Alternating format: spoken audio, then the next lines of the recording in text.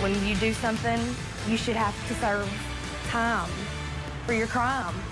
And she committed a crime. She killed my daddy.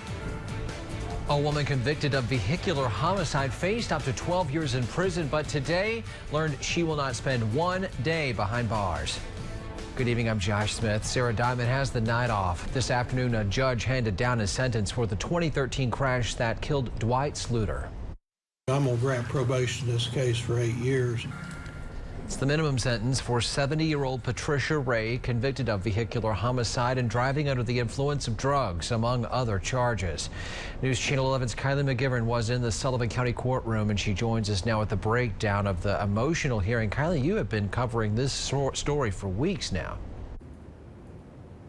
Josh, I first met Dwight Sluter's daughter, Penelope Pear, when taking an in-depth look at the growing number of DUIs involving prescription drugs. At the time, she told me she's learned through life not to hold on to anger, that she has to be thankful that she had her dad as long as she did. But today marked a painful reminder of the reason that their time was cut short.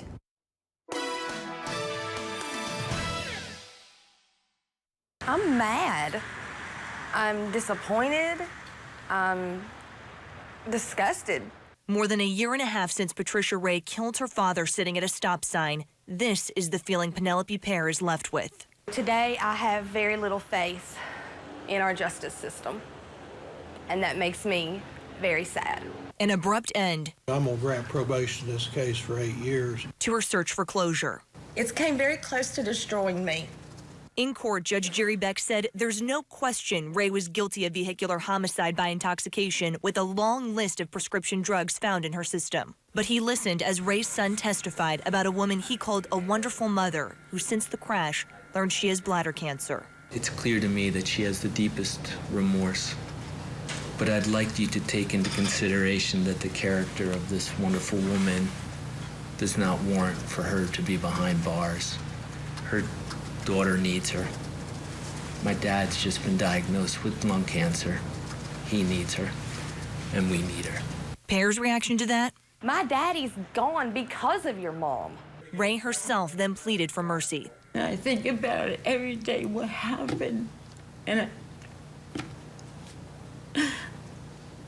I don't know what happened.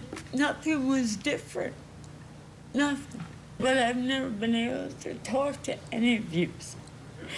And I want you to know, and the court to know, that I'm very sorry. And I feel so guilty about it all. And I don't know, there's nothing I can do about it. The state acknowledged Ray's remorse. I know you say you feel guilty for what happened, but pressed for more. You have never acknowledged or taken accountability for the fact that you should not have been on the road that day with all those various drugs in your system. Well, maybe I shouldn't have, but I've been on the medicines for so long that I didn't think it would do anything. But as it was, no, I shouldn't have been. If it was the drugs that did it, no. Because I took a man's life. And I can't get it back. There was no justice served.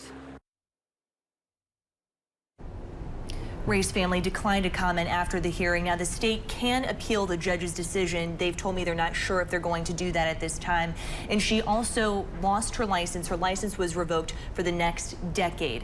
Now, the judge's full ruling detailing the reasons for the minimal sentence will be released tomorrow, Josh. And I know you'll be looking into that. Kylie McGivern with an update tonight. Kylie, thank you very much.